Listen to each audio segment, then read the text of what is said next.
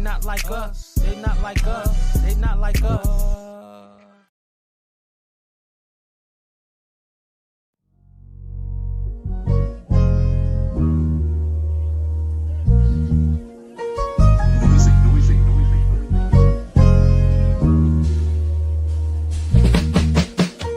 She said I was slick. Tried to hit her up, must've looked like a dick. Women don't know what they need till they see me wearing a Gucci watch they need. I was raised to be humble, then I saw my ex on Bumble. Now I gotta flex on that crazy mental X, but I count all my blessings. Gotta make sure my grandma's smiling from heaven. You know what I'm saying? You don't know what I'm going through. I don't know what I'm gonna do.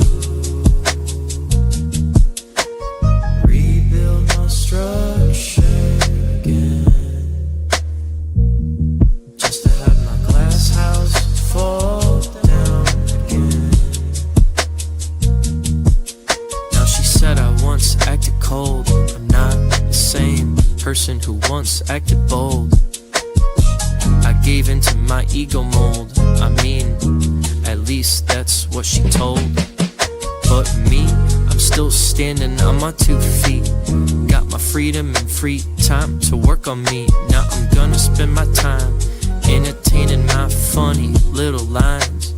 Who knows nothing? Nothing's in it for me. Rap just helps me speak freely. You don't know what I'm going through. I don't know what I'm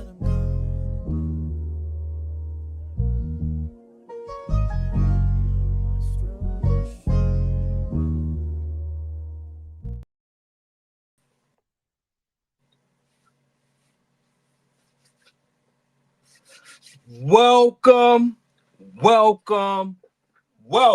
We are back here again, right? Thank you for everyone joining me here on TSL, where we are the voice of the entire DMV, right? Yes,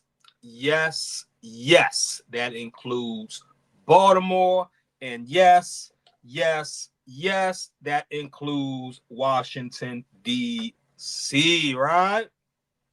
I am your host. I am your pilot, the Dude 80, and I have a special one for you today, right? Okay, all right.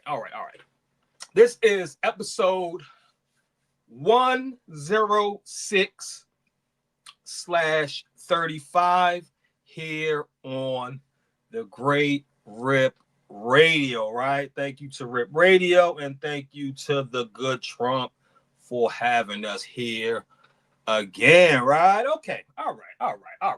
So I do have a special guest, and he is in the green room. We will bring him up shortly, but before we do, let me say this. All right. Usually I don't do this, but here we go. Right? Okay. All right. So I celebrated a birthday, right? I celebrated a birthday on November the 24th, right? And this is what I noticed. Get older. When you get older. When I was younger, I wanted everybody to know it was my birthday. Everybody, I wanted to know it was my birthday, right? When you get older,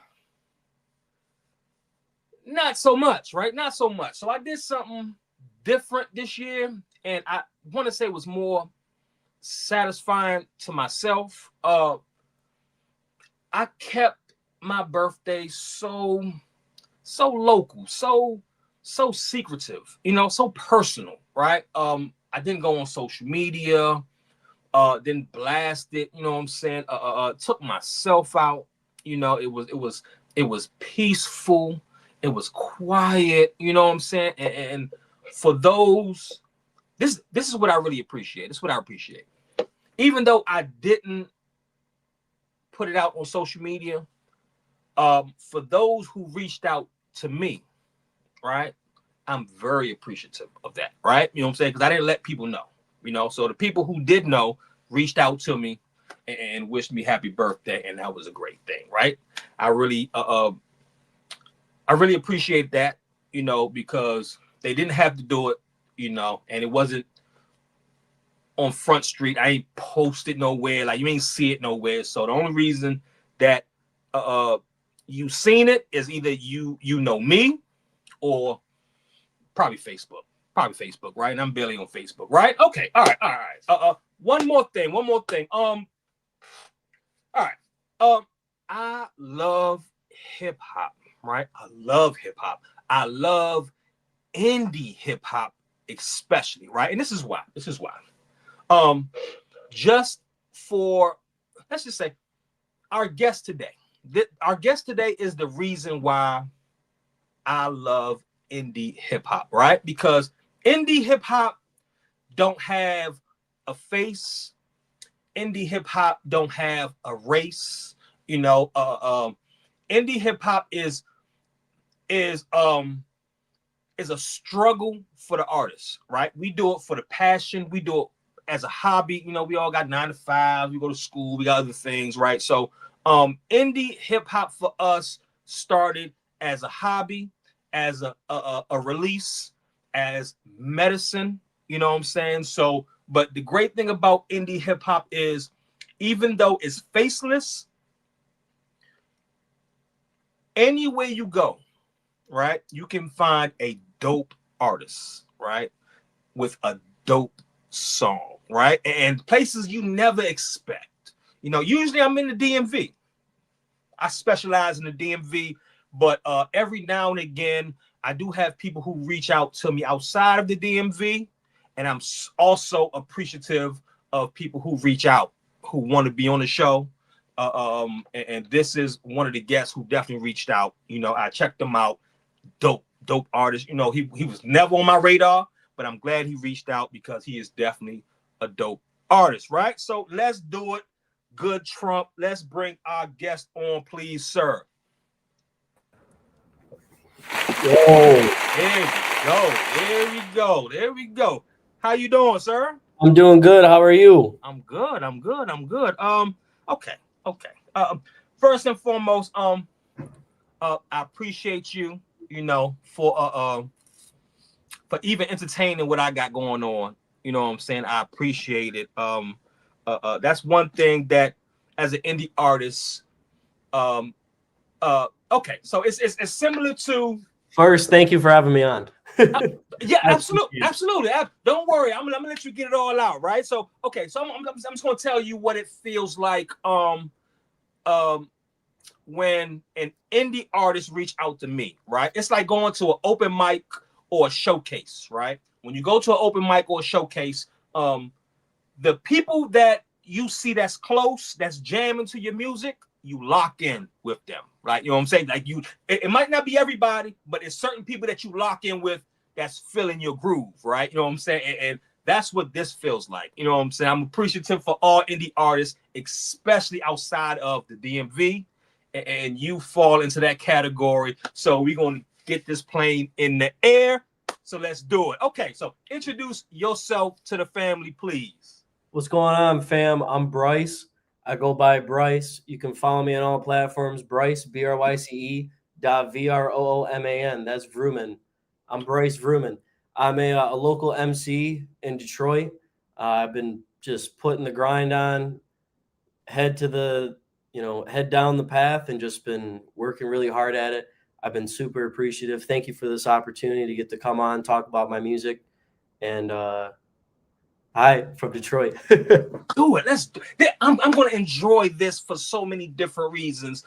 You're not from the area, but now what you get to do is you get to take us on a journey to Detroit and listen to your music. So that's great. That's great, right? That's what this platform is for, right? It's for exchanging value for value, where we can exchange whatever you got going on to whatever I got going on, and we can just stay in contact And anything that comes my way, I'll pass it to you, and vice versa. Right? So let's do it. Let's do it. Okay. So first and foremost, all right. So what made you reach out to me? Like, how did you even get on my radar for you to even reach out to me?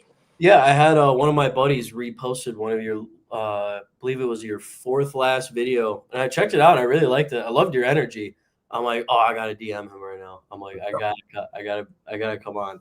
And once I saw that, I was like, it'd just be fun to just talk about music, talk about different influences and what made you create, this atmosphere and this audience and this crowd. Because years ago, I used to like have fun with an online show and like an online podcast, and I got into interviewing in Kalamazoo, and I got to like interview Western Michigan basketball players, and I've just always loved just to sit down and talk about music at the end of the day, because I feel like that's what everybody connects to.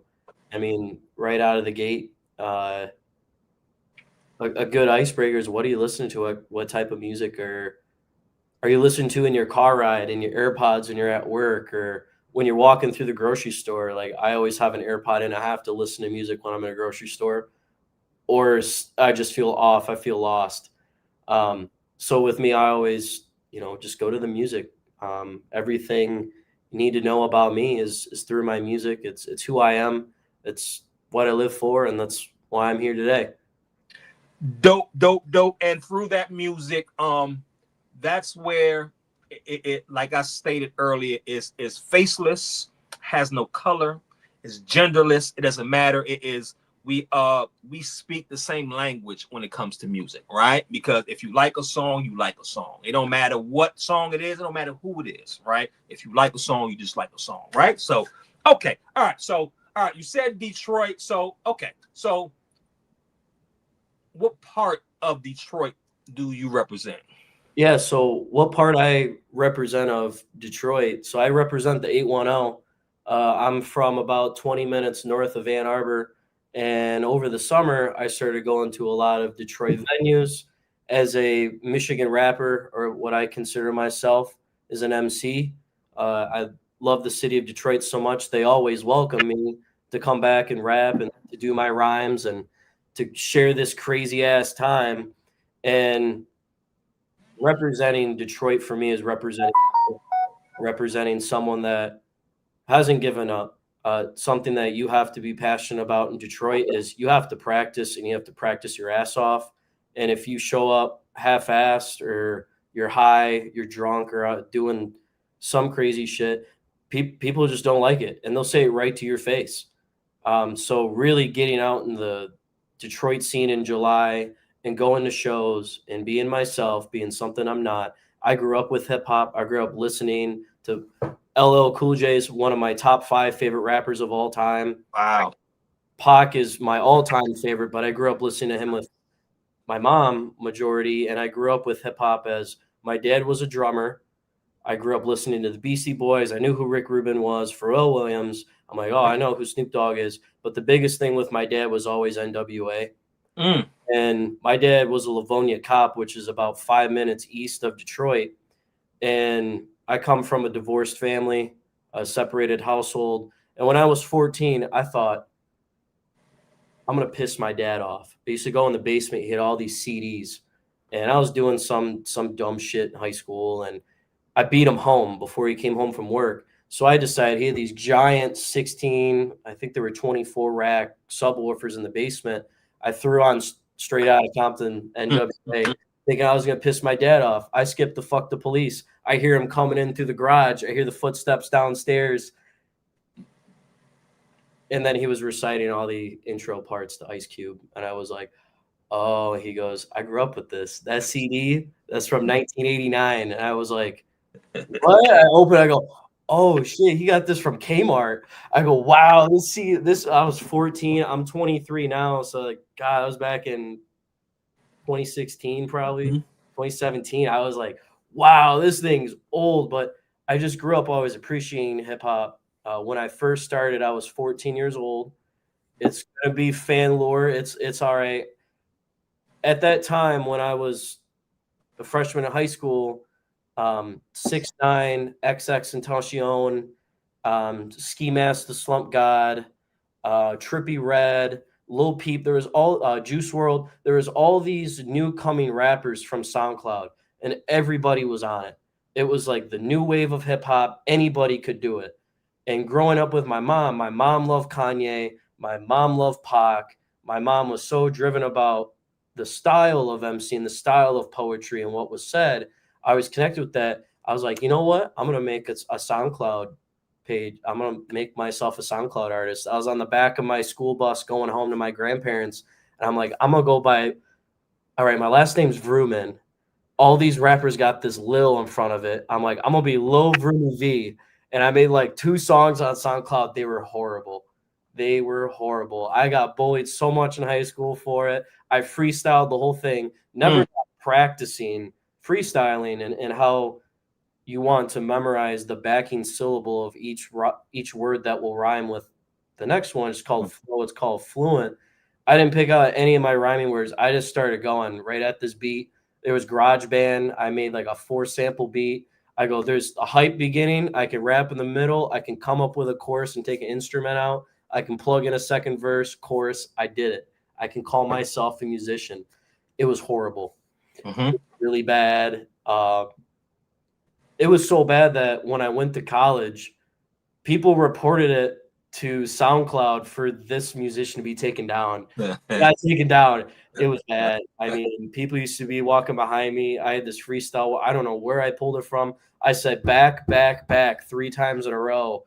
But I like tried dropping the K. It was just horrible. It was a horrible idea.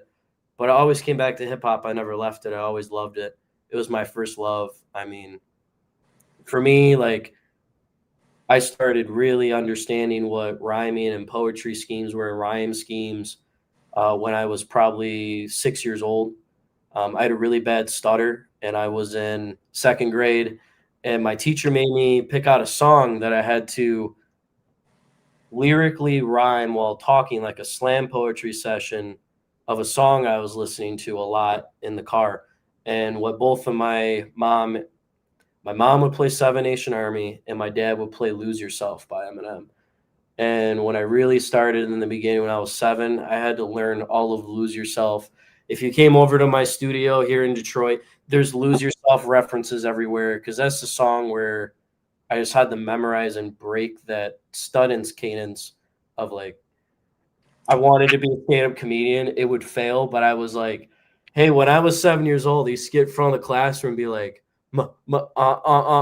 spaghetti. He's nervous, but on the surface, I had to learn that so many times, repetition, and I just started learning about, wow, that was my first time learning a cadence. And it seems like every rapper I've kind of spoken to privately, they're like, what's that song that like you're basically like your karaoke song of like, man, I'm in the car, I got my boys, I'm trying to impress them right now. We're going to Love and Tequila in Detroit. I'm going to put on Lose Yourself, and everybody's going to be like, what the? Or I'm like, Bad by LL Cool J. I'm bad. Everybody, what the? Who is You know this what? guy? I'm glad you said that. I'm Bad was 84. the first song that I learned how to rap all the way through. Really? I'm Bad was the first song that I learned how to rap all the way through. I was like, Wow. this dude is dope. Like, you know what I'm saying? Like, yeah. And for me, like, I've always with hip hop, there's such an influence of style too that I grew up loving, and I've always wanted the big fat chain. I can't rock a rain hat. I can't rock that. But the big fur jacket. I mean, there was that time even growing up listening to it. Like, I love boxing. That's how I stay in good shape. I'm not competing. I'd love to do an amateur fight here in Detroit. I used to fight at around like 168 pounds, but I'm 175 right now, and I'm not in condition. I gotta get back to running. But anyways, Mama, I'm gonna knock you out. That music video gets me hyped all the time. And with a film background, it's so raw. It shows everything in that time period. It's like a time capsule. I'm like, wow. Like, Mama say, knock you out. What? I'm gonna knock you out. Oh. Okay, let me address the elephant in the room, right? Let me address, right, and I would say, a lot of people might not mention it now, right? But when this artist came out, he had the rap game in a chokehold, and you couldn't deny it, right? Fucking Eminem, right? Eminem was so fucking dope. One of my favorite albums is Marshall Mathers. Marshall Mathers is probably one of my favorite albums from Eminem, right? Yeah, to say real quick, I have this Greek word as an artist. It's called the magnum opus. Mm-hmm. And what this meaning is, as an artist, you have that one piece of art that I feel shows what your life turned out, your biggest moment, your 7 minutes of fame.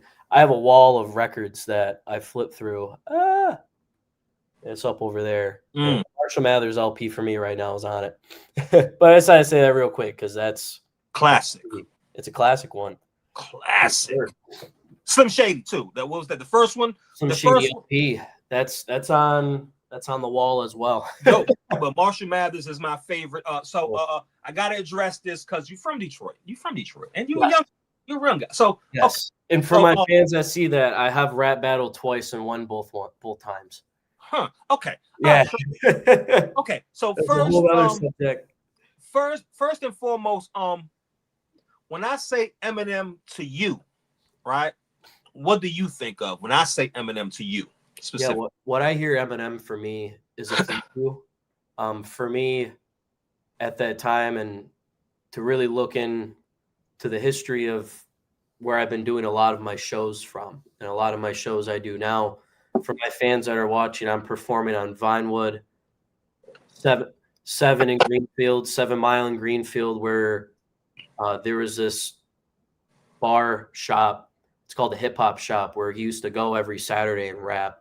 I've done that about 5 times. I've been in some basements off of Haggerty and Gratiot, behind Terry's Casablanca, where he put up his Infinite poster, and it's framed in a couple of the houses I've been in.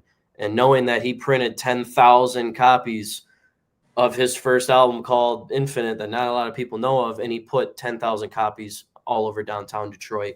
So when I hear his name, I hear thank you. I see a path that is achievable in my mind, because I feel as an artist that we always feel that it's not achievable and it's way too out of reach. And to see someone that has done it, did it, it is achievable, gives me confidence in knowing that I'm in the right place. Because when you're an artist too, and when you start getting a little bit of notoriety, people start getting in your ear and telling you what you should and shouldn't do. And that's why I always say, just be true to yourself. So whenever I hear Eminem, I hear, thank you, dude. You opened up an actual achievable lane as someone that's loved hip hop and appreciates the craft. The biggest thing that's preached at the shows too is be yourself. Don't be something you're not, because a lot of people can see right through it. That's a fact. And that's why we loved Eminem. At that time, Eminem was okay. All right. So let me say this.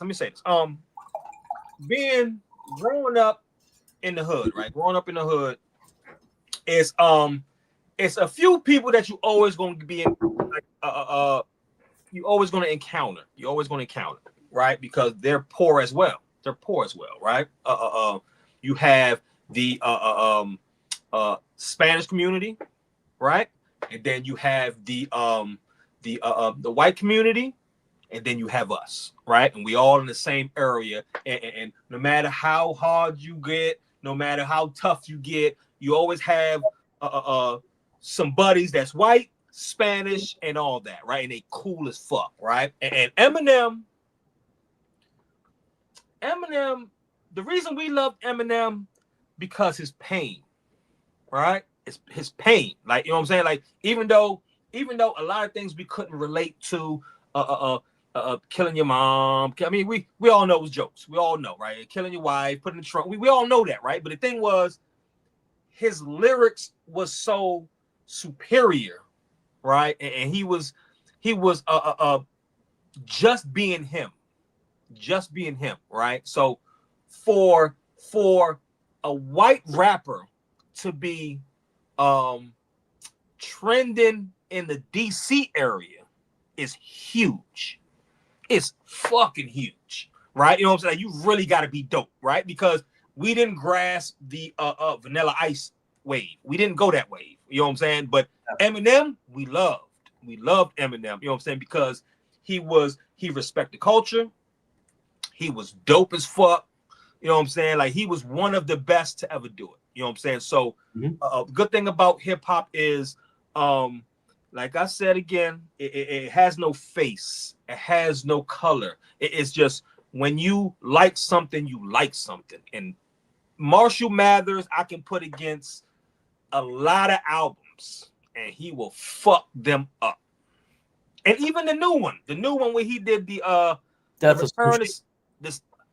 I could put. I'm telling you, I loved it so much because he took it back to the essence of the Slim Shady that back then we didn't know he was so reckless. Like, at the time we heard him rapping, you know what I'm saying? But now when you hear it, you're like, oh yeah, he was reckless as fuck. You know what I'm saying? But we loved it.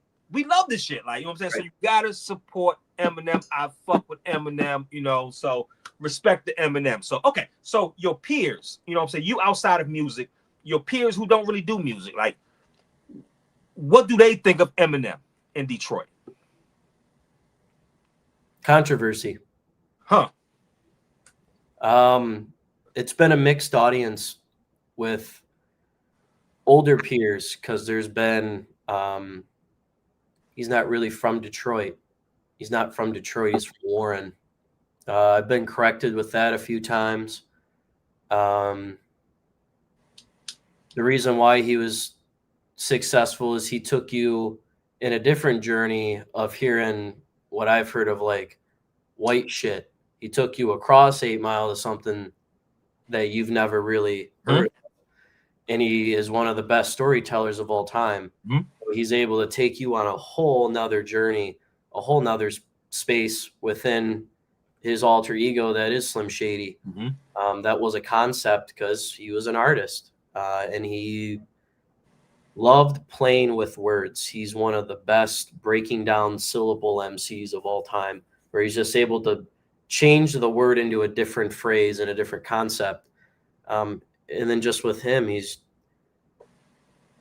made his presence known to the people that have seen me and seen him when he was on his come up. Those people that have seen him in 95 on 7 Mile in Greenfield at the hip hop shop still go to underground shows in Detroit.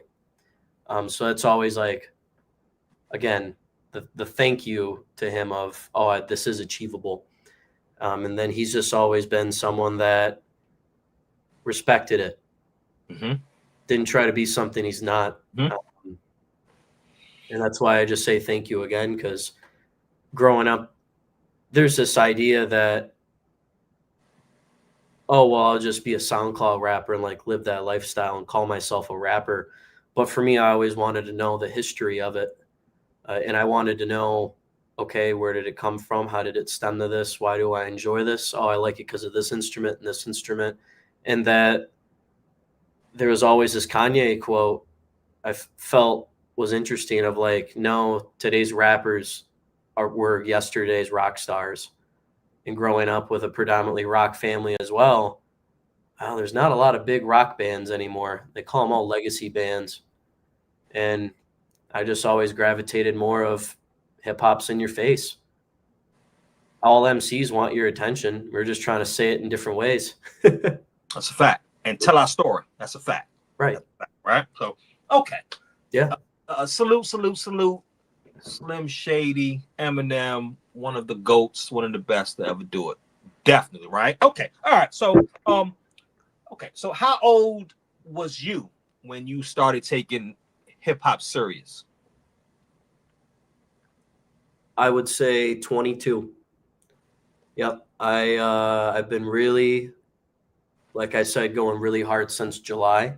I took about 2 years to build my voice and my cadence, and to really consider this of, like, I've always wanted to do this. Let's get to this. because I've always wanted to be an artist in general. When I went to college, my first album came out in 2022. It's called I'm Never Gonna Make It. It was a punk album. I played guitar. I wanted to do, man, I just wanted your attention. But then it went into this weird guitar time. And then finally going to shows, working on the cadence for 2.5 years, working on the connections. We're here. This took a lot of time, a lot of effort, and a lot of planning, and a lot of doing it right instead of doing it wrong and getting burned. But that is the key ingredient for indie artists is we get all the wrong shit out the way first. Right? You do all that shit out. You get all that out the way first because it does a couple things. It teaches you the right way, the wrong way. It also teaches you you don't always have to follow everyone's direction. You follow your own direction. You get your stage presence polished. You know, you learn with experience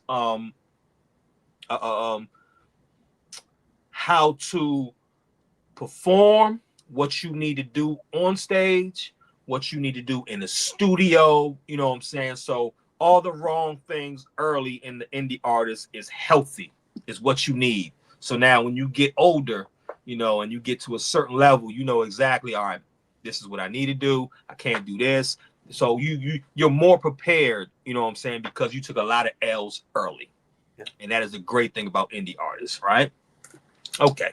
So well, do people still listen to Eminem there? I'm just curious. Yeah. Oh yeah. He just had the Thanksgiving and the Thanksgiving halftime show for the Lions.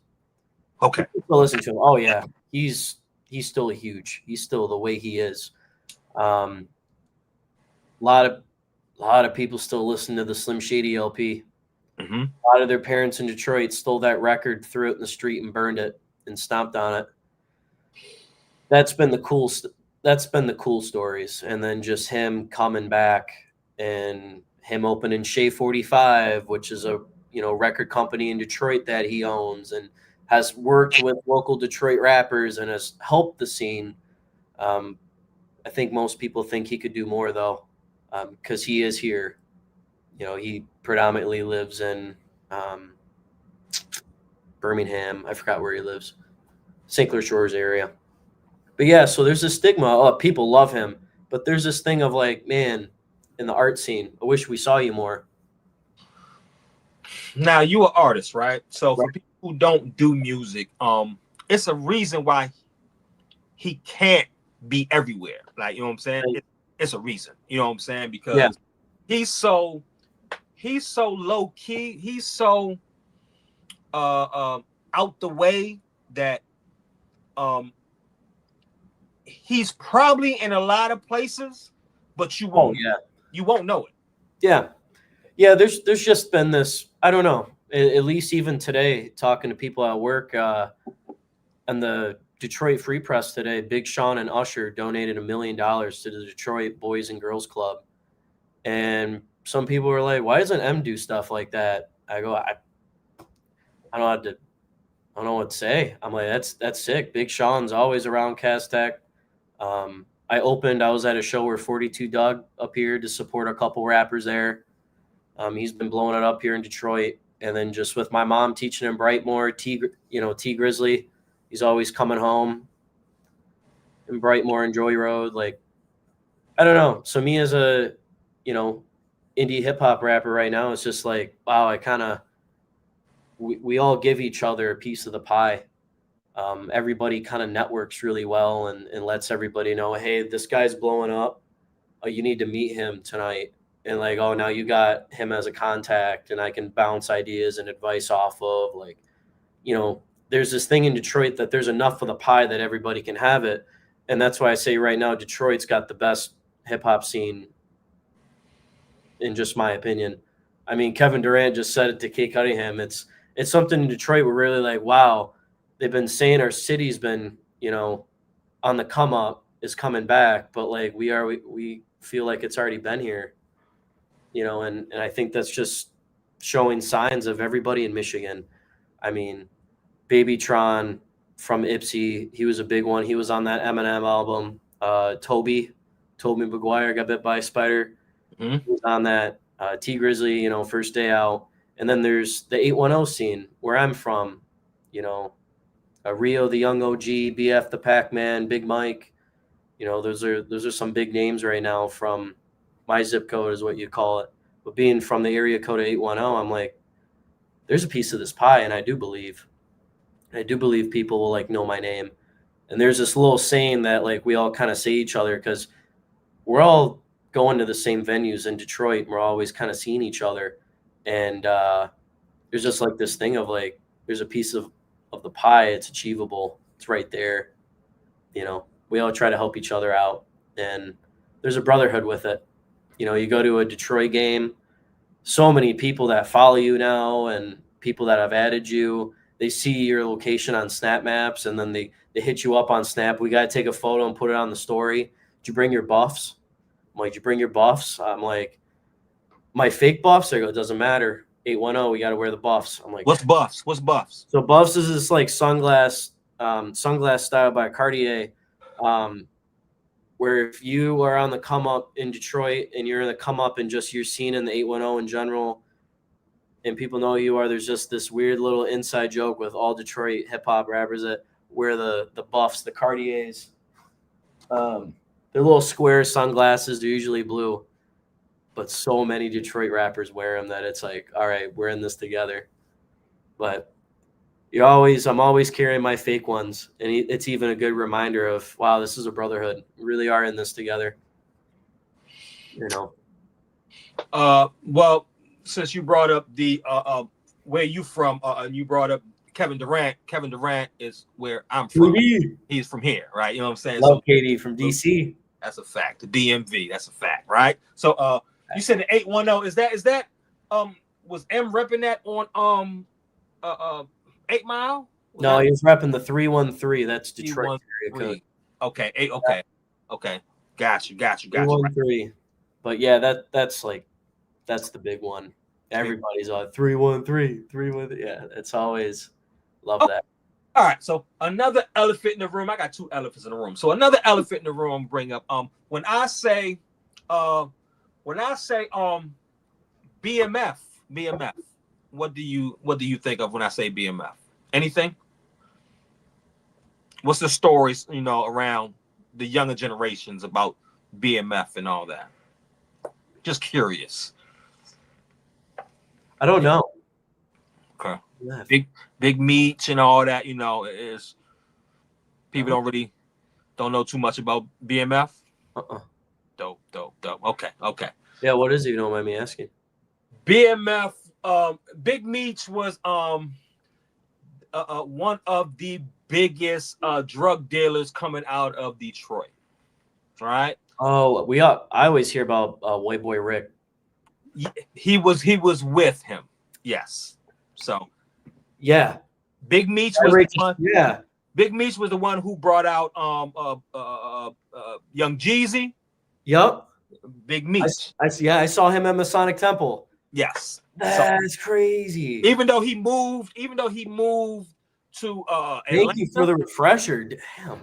Even though he moved to Atlanta, he is from Detroit. Yep. He's from Detroit. And White Boy Rick, yes. Yep. Yes, that's a fact, right? So okay. That's dope. Okay. All right.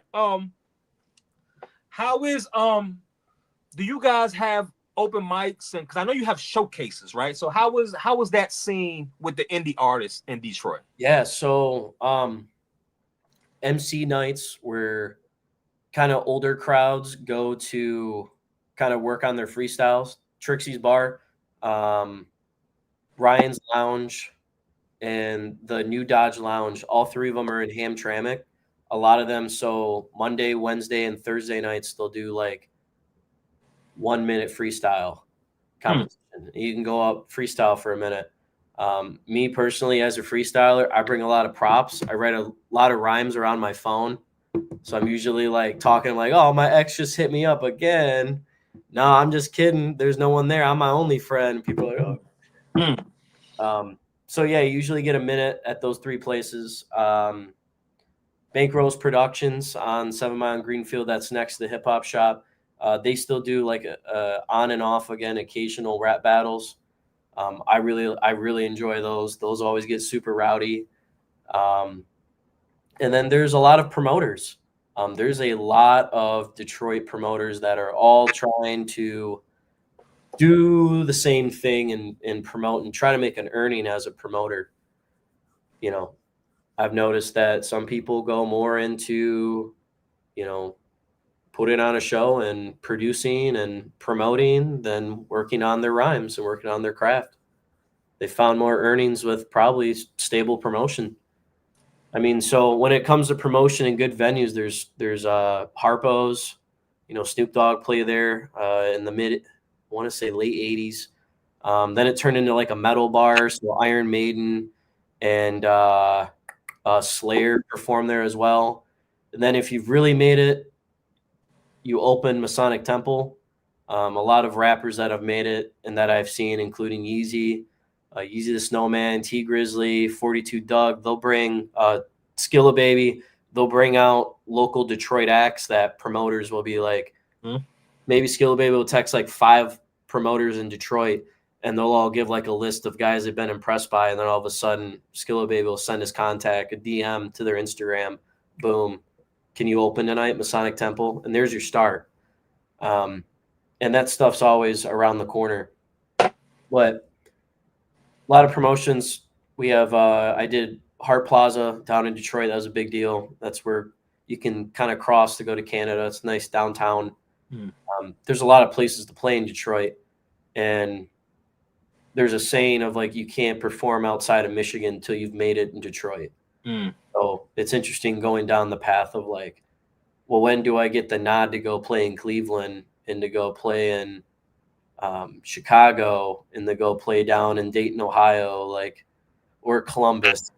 But there's getting a need and definitely a hunger for me as an artist to start traveling outside the, Detroit area. And the best way to do it is like what you're doing here, is to get online, do it, because I'm from the DMV. It'd be nothing for you to come to the DMV to hit me up and be like, yeah, what's popping, what's going on? Like that's the network, that's the art of networking, right? And that's the beauty of podcast and Zoom and all that, because now you gave us a nice vacation to Detroit. You know Right. what I'm saying? Like on a Thursday. Like who knew that? Like, you know what I'm There's saying? snow on the ground. The Lions are playing the Cowboys. I'm glad you said that. Going to the Goat. pick four.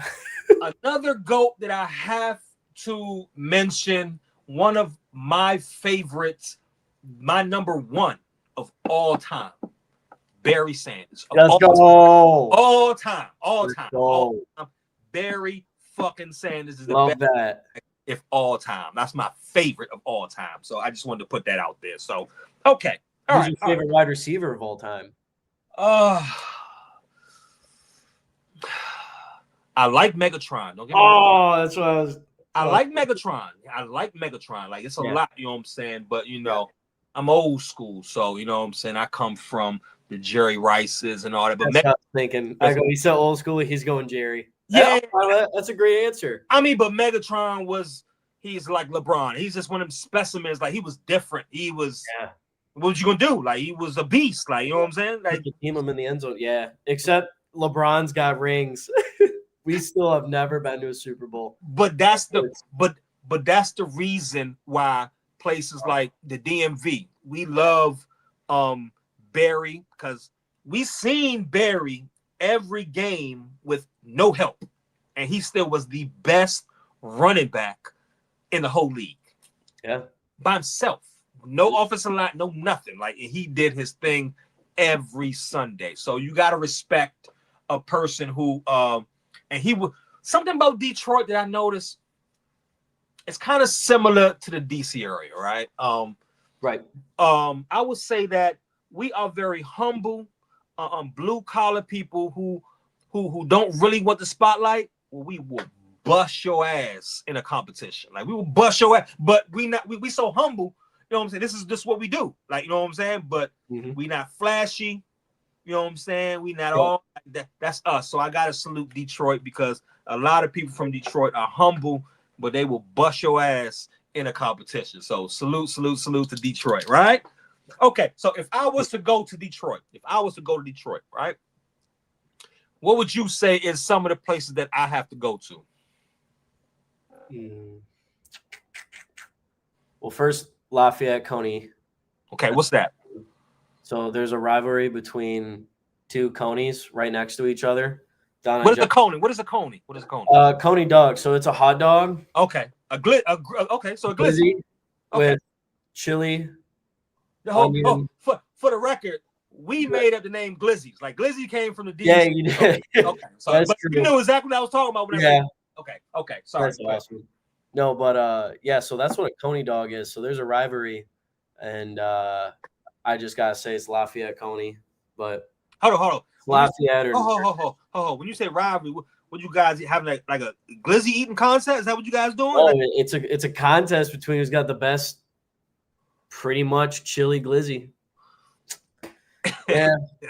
Okay, so you're gonna take it personal, especially I think it's National just shut down, but it's back open. But there's always been this rivalry of who's got the best Coney in Detroit. So yeah, definitely. That's what you guys call it, a Coney. It's a Coney. Yeah. Coney dog. It's crazy, but they're so good. They're awesome. But the next, after you probably go there, maybe nightcap off with that. Got to go to Woodward Ave, where you get to see Ford Field, Comerica Park, Little Caesars Arena. So Ford Field is the football field. That's our football indoor stadium. You'd pass Comerica Park, where you see the Tigers play, and then you would pass Little Caesars Arena, where the Red Wings and the Detroit Pistons play. Okay.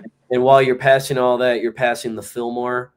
You're passing the Fox Theater, which is a massive theater that a lot of people perform at. You pass the Gucci store and Louis Vuitton. Woodward's awesome. You get to see what I feel is the comeback of Detroit. And the more you keep going down Woodward, the more I feel you get into the historical side of Detroit. And you pass Masonic Temple, and you starting to get into the Wayne State, which is a D2 college. I think they're D1. But you pass Detroit, Mercy, and you get a good sense of that grit, what Detroit stood for, the history, and what it's been through. Because my fans and people that are outside of Michigan that have hit me up, bro, I gotta come see you perform, and we go up 8 Mile. I'm like, okay. Where is that? Where is that from you? How far is that from you? How far? 8 Miles, 15 minutes away from me. But 8 Mile is a whole east-way highway that leads you to St. Clair Shores. 8 Mile in parts divides Detroit from Warren, but it also divides Livonia from Farmington.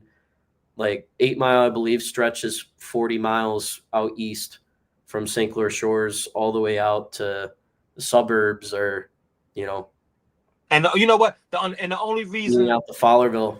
The only reason I'm asking you this is because, first of all, we're not from there, but we hate it's Eminem. Eminem got That's all. The thing. You know what I'm saying? So, all right, so crazy. Okay, like I just did a show in Charlotte, and my Uber driver was like, "I gotta get your number. I want to see 8 Mile. Like, I want to come up and see you." I go, "You don't need to see 8 Mile." She's like, "Why?" She was like, "You know why?" I go, "Because there's nothing. There's really good parts, and then there's really bad parts." And I'm like, the parts where he was from, like where my family lives down, it's not good. Like you see the bad of, you want to see that 8 Mile Eminem side. And it's just like, you want to see 24-hour liquor stores. There's a lot of strip clubs, a lot of rims for cash. I'm like, that's what you want to see? Like, you're going to fly all the way up here for that? Like, I can just send you a photo when I leave home tomorrow. Like, right.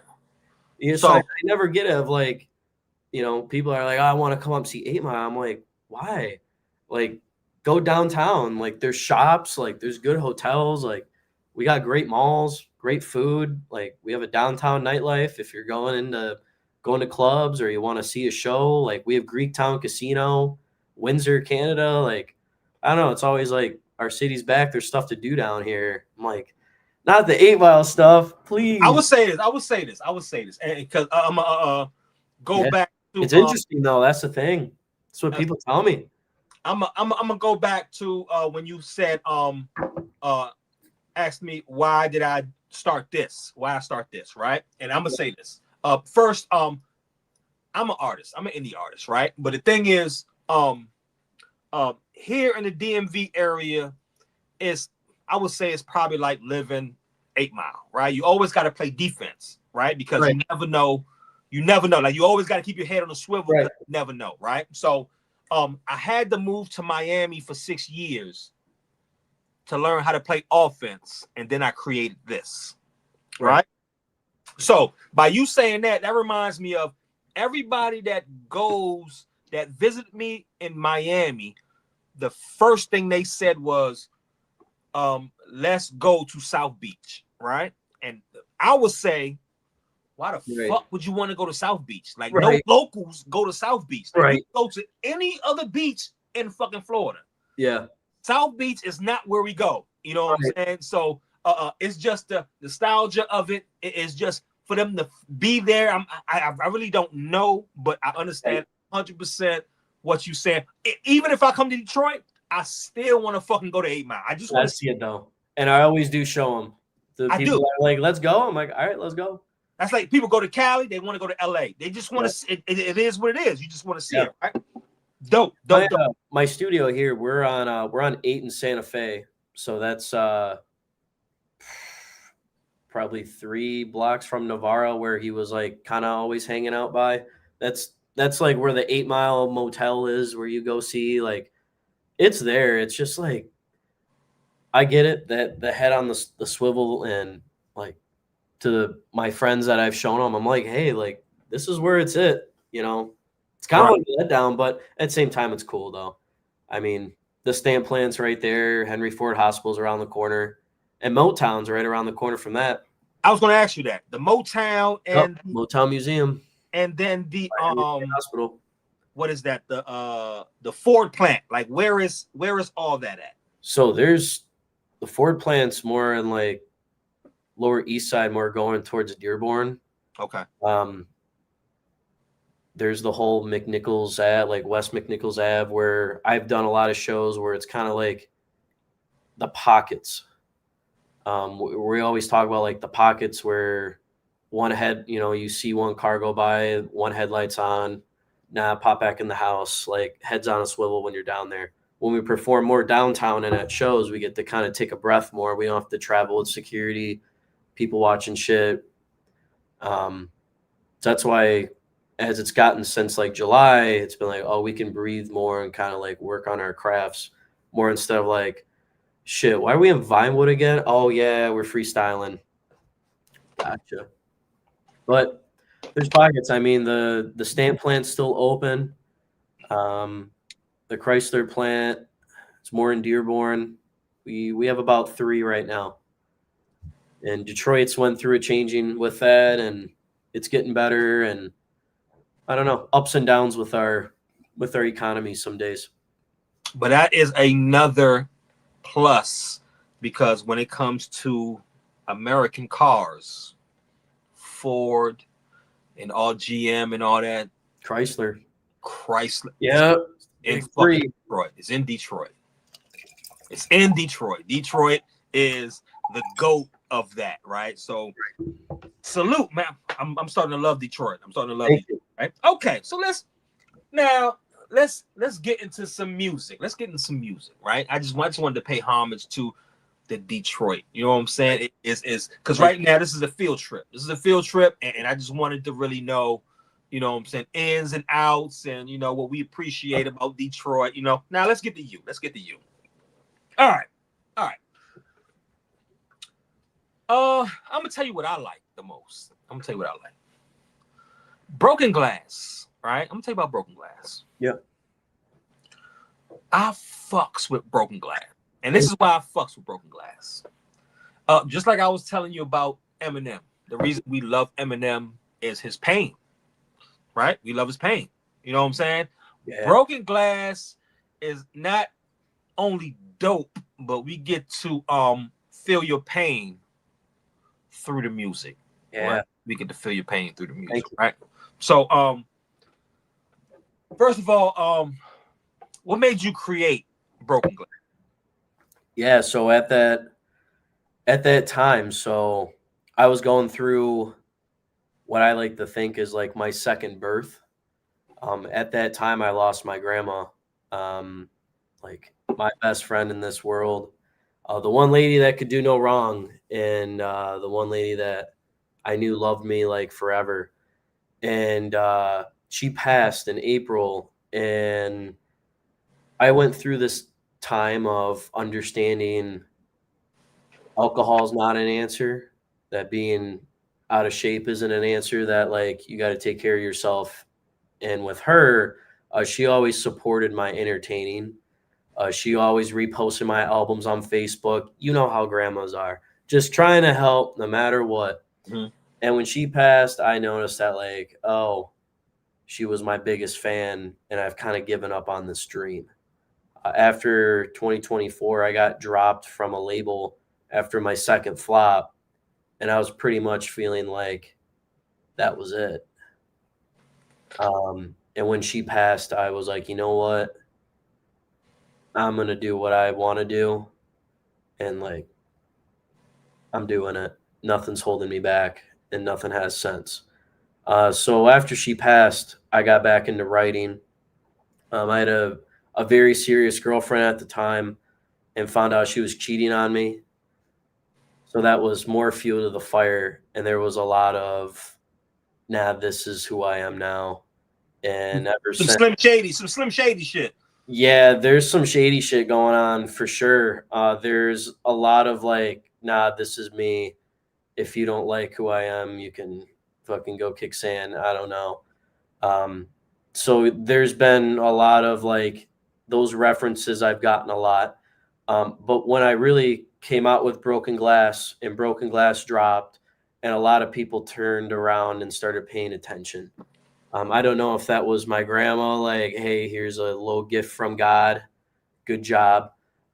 There's a lot of rawness in it. I mean, I start the song off with, she said I was slick. After I caught my ex-girlfriend cheating on me and that whole thing happened, I was just sending shots out like crazy. I just went into this whole party boy phase of like, you know what, this is who I am. I don't think this is confidence. Like I'm just gonna be me and live through this ego for a minute and be like, hey, what's up? Oh, she said I was slick. Oh, I tried to hit you up. I must have looked like a dick. Okay. Like I just kept getting hit with all these like references of like, I like that. I'm like, I'm gonna use that. And then it started to turn into like, oh, you know, like talk to so many girls. Women don't know what they need till they see me wearing a Gucci watch they need. And I was like, that's a bar. Like, yeah, that's going in there. Whenever I do those shows, it's always funny seeing the girls that come to see me and they like turn their head and like, really? Like, oh, you were like ripping on me. I'm like, so now there's like this little like inside joke with my female fans that show up, and it's like, question the bar. I'm like, it's good, it's flaunty, and then it's just like, you know what, my chorus, I don't know what I'm going through, I don't know what I'm gonna do, but I'm gonna try again. Shit's gonna hit the fan again. Well, I'll try again. I don't know. You know, to the people that used to give me a lot of shit and have reached out and apologized and like for trying to make me feel shame. Well, like, look, I just keep trying. I don't stop. I have persistency.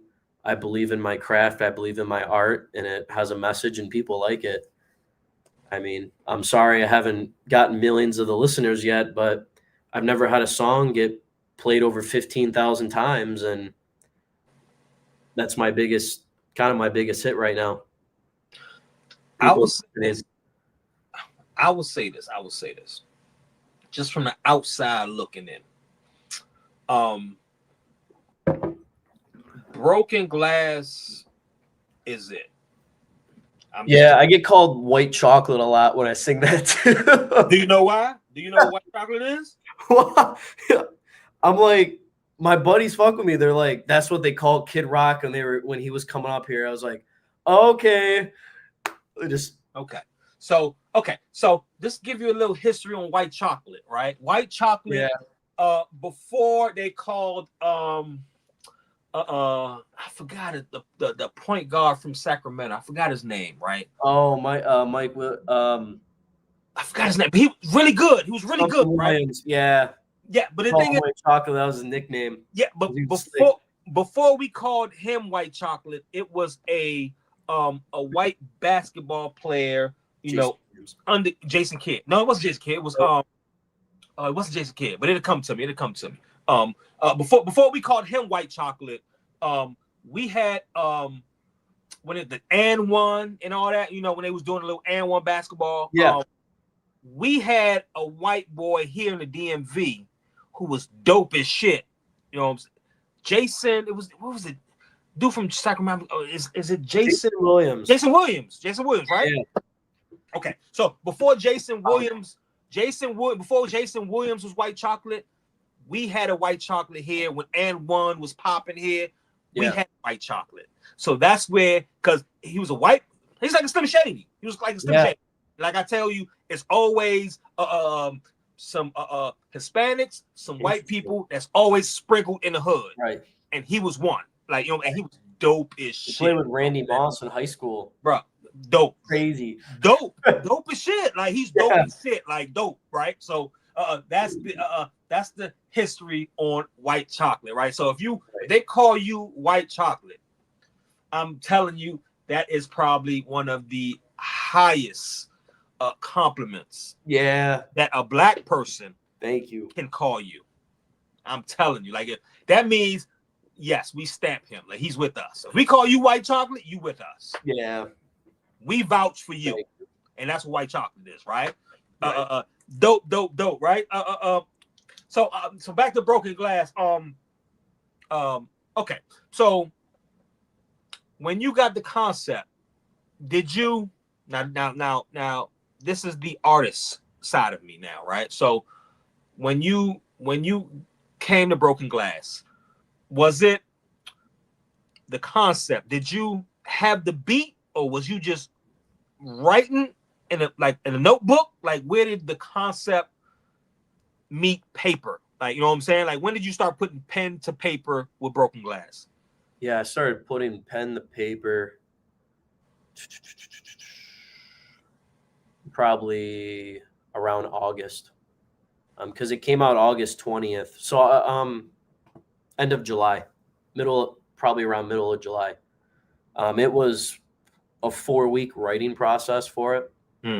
Hope I don't get too much shit for this, but the Drake song Passion Fruit, I got the chorus, kind of kept hearing that a lot, just getting over my ex, and I was like, you don't know what passion is from miles away. I'm like, I think I'd actually sound good with that. And I started playing around with my buddy that goes to Middle Tennessee State doing music production.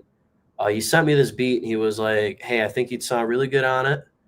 I think that it has some potential for you to do some runs, and it's got a hard-hitting 808. So it's hip-hop, but it's light, and just try it out. So I just started playing that track a lot, and I just started not rapping, but talking. Rapping and emceeing, when you try to start getting ideas, you just start talking to it and playing around with different tones, and then finally you hit something, and now finally you can build the cadence, and now you can start writing. And that song for me was a freestyle. I started off with looking at my phone. She said I was slick. Try to hit her up. Must have looked like a dick. And then I just kind of put my shoulders up and looked at the sound engineer, and he was like, let's roll with that. That was a good first. I was like, all right. So you didn't even write that part. You freestyled that part. That was the beginning freestyle part. And then we were able to kind of take that and be like, hey, here's kind of your writing sample. Where do you want to take it? And I was like, I want to take it into Bryce. And everybody's like, well, who's Bryce? I'm like, it's my MC name. You can call me MC Bryce, but I just go by Bryce when I perform, because Bryce Vrooman is completely separate than Bryce. Of course. He's my artist side. He's the part where you're like, all right, he can be an MC like Marshall Mathers. Or maybe he could, your alter ego. Yeah, he's the alter ego. He's the artist, because that's what's something that's great about hip hop is you can just make a character and be a character. I'm massively influenced by Mac Miller. He's on my wall. Mac Miller had this guy called Larry Fishman, where Mac Miller just loved the horns and choir and a large piano, and he'd just take you on a whole separate jazz hip hop. And people are like, cool. He was just somebody that I looked at and was like, hey, I could make my own little character and be like, I could be Bryce. Well, who's Bryce? Bryce doesn't care anymore. This is what you get. When you've had so many people try to tell you so many different things, like, and your mind's crazy with trying to hear people's different sides. You know what? I'm just gonna listen to myself. I want to do hip hop. This is what I like. I think it sounds good. Run with it. Let's go. This is where we're at. So I'm gonna tell you what I like. I like the Who is Bryce? I don't know if that's your album, but that needs to be the name of the album. Like, Who is Bryce is dope as fuck to me. Like, yeah, that's the name of the next album that's coming out. So there's dope as fuck. I just signed with a local distributor. They're called Burning Basement Studio. Shout out to them when they see this. But we're going to be making for the next album. It's going to be made in Detroit. A lot of old Detroit influences. I'll take some stuff off the Marshall Mathers LP. But it's going to be more old school. This is going to be an album where it's, Bryce can rap. I can build upon Broken Glass, and I've been pretty confident in the studio, and a lot of stuff's coming together. And I'm excited for that album that comes out in February. And for my people watching, I said some stuff about a surprise, but I just want to say on your show, Broken Glass is getting a professional music video done for it. I was going to ask you that. And also, thank you. That was going to be 2 requests from me. Please make an official video for that. And thank you. In any of your songs, make sure you have a Barry Sanders jersey, and I'm good. Not Aiden Hutchinson. That's my guy. I am good. As long as you wear Barry, I'm telling you, if you wear a Barry Sanders jersey, a Barry jersey, you will be white chocolate in many hoods all over US. I'm just letting you know. I'm just letting you know. Just make sure you wear a Barry Sanders jersey. Or you can wear no, it has to be Barry Sanders. It has to be Barry Sanders. It has to. I like Megatron, but it has to be Barry Sanders. Because you said old school. It has to be Barry. Right? So, okay. So, the name Broken Glass, like, how did you come up with that? Yeah. I'm not gonna lie, I pulled it from the Bible. I've said it in a couple like quotes and stuff, and a couple people around like Detroit, and we were able to put it on a Christian show. They say you can't build a house upon sand. And I heard that, and I was like, you can't build a house on broken sand, but you also can't build a house with broken glass. And I was like, oh, that's a great analogy for, what? You can't build something that's already broke. All you can do is just put the pieces back together and try again.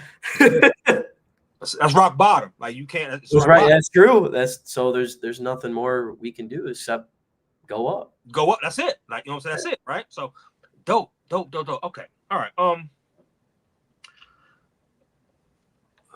When you perform that, right? When you perform that, what are some of the reactions that you see from people when you perform that song? I love that. I see a lot of like head nodding. I've seen some jaw openings. I've heard screams. I've heard hollers, and I've also heard boos. Forget the boos. You always boo. I love it more. You know what I'm saying? I'm kind of, whenever I hear booing, and to some of the guys, I'm like, why do you like that? I'm like, because now I know what I got to get better at. What did I do? Oh, my cadence. That. Oh, I couldn't hear the DJ, so I didn't know what I was doing. So people just kind of, man, when you see somebody take out their phone while you're performing. See, this is the reason why I say forget the boos when it comes to Broken Glass, because If people boo on Broken Glass, that means you haven't experienced this. You're not tapped into Right. the frequency. This is not your frequency. And it's okay. It's okay. Not for everybody, right? Pain is not for everybody. But the people who've been through pain, majority black people and a lot of white people and a lot of pain, like one thing we can always relate to is pain. That's why we love Eminem. Right. It's the pain. Like, you know what I'm saying? Like, we don't want to see you all high and we don't need all that. Like, that's not what we want. You need to rap God. We want to. Now, don't get me wrong. When you do that, we know you in your bag. We know that. We know that. We know you got the cape on. You in your Superman face. We know that. You know what I'm saying? But your everyday phase during the week is not going to be that. It's going to be Broken Glass. It's going to be that. It's ups. It's downs. You know what I'm saying? Like, you're just going to relate to it. If you don't relate to it, it's okay. It's not for you. It's not for you. It's okay. But for those who relate to it, that's who you tap into. You know what I'm saying? When I heard it, I was like, yeah, this is the one. This is your one right here. Because not only would it be great in Detroit, it's going to get you out of Detroit. Thank you. It's going to get you out of Detroit. Yeah. So Broken Glass. It's been happening. Thank you. Is the ones. So where you get the beat from? My buddy made it for me. Okay. And then I helped build the 808 track on it, and then I did the backing vocals. So when he sent you the beat, he just sent you that one beat? Did he give you a beat pack? Oh, so he gave me one song. It was the chord progressions for it. So the bing do bing do do. I'm like, I can run with that. You know, I just stretched that out through the drums on it, backing vocals, popped it up. I like production. What did you add to it? I added backing vocals, the 808, the drum pad, which is the gets your cadence on. That's drums. I added another chorus piece, and then I believe there's a guitar part as well. So we added quite amount of stuff here in Detroit, but it was awesome. It's a great song.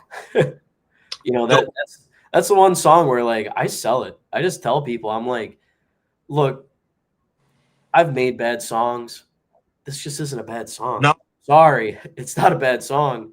I'm like, I'm happy it's done well. I'm glad it's, you know, the music video is coming out, and thank you for giving me this space. We got it done by BR Productions. They're a nice production company out here, and it's gonna look good. There's some cool stuff. Like, we went to the abandoned paper mill in Kalamazoo, so there's gonna be a lot of cool shots. I fucks with the song. I really fucks with the song. Thank you. Just let you know, I fucks with the song. Thank you. Music video is gonna be good too. I fucks with the song. Yeah. So now we got a few minutes left. And I got a few questions, but I'm gonna ask you just a couple more. Because I'm just kind of interested. Yeah.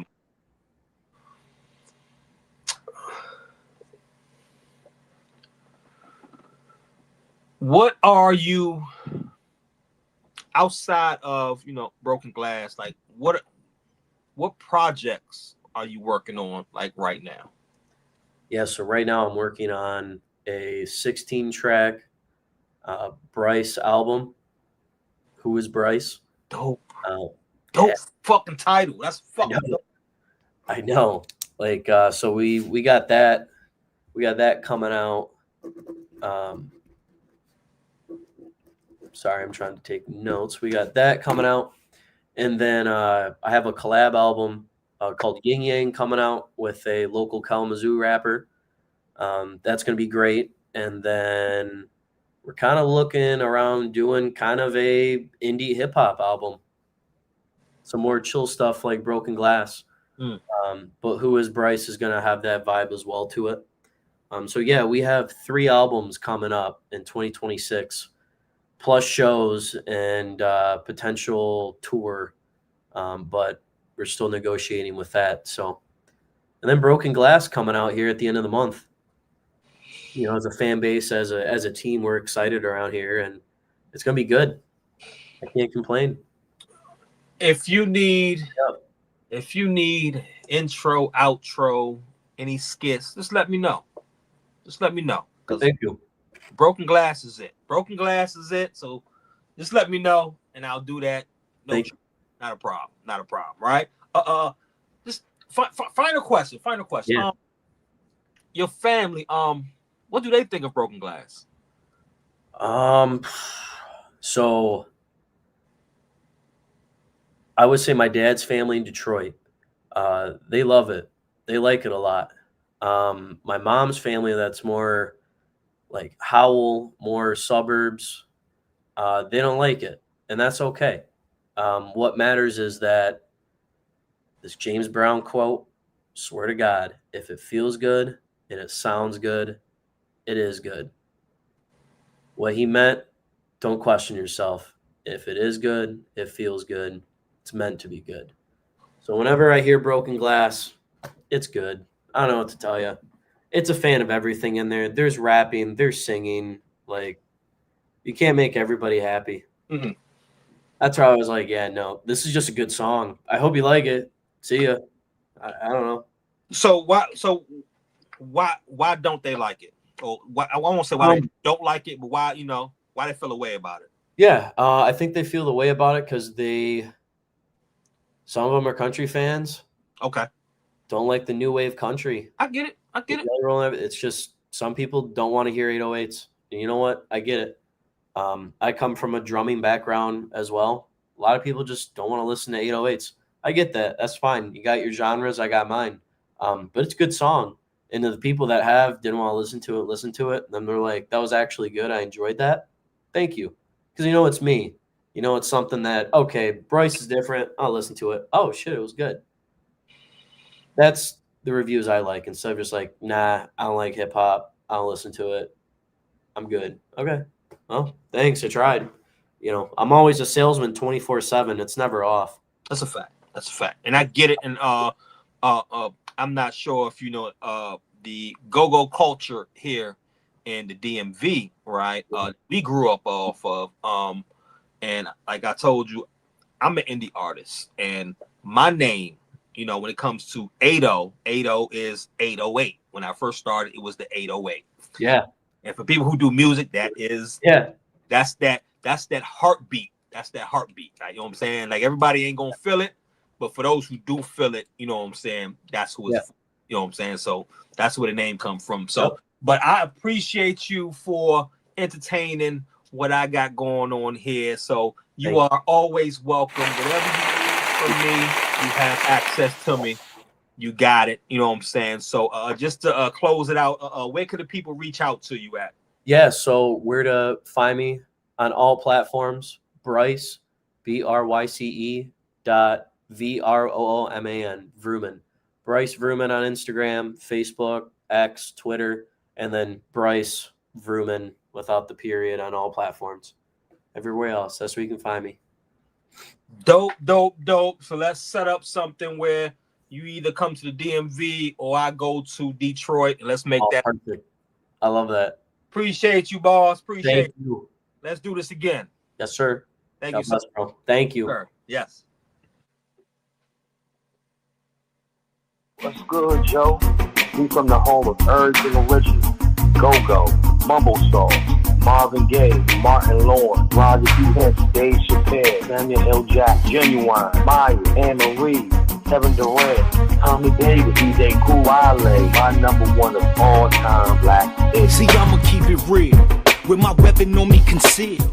I'm Ralphion, that nigga from up the hill, used to come through crushing in the butters. A tray deuce in my boot with a fresh box cutter. 10th place, I belong to them. Mikey Wayne funkin' them. Never was no bullies, but you don't wanna run with them. Better finances, big money advances. Daddy-daughter dances, no penitentiary chances. I made man, keep them guessing. Motherfuckers wanted steam, so I had to press them. Just so you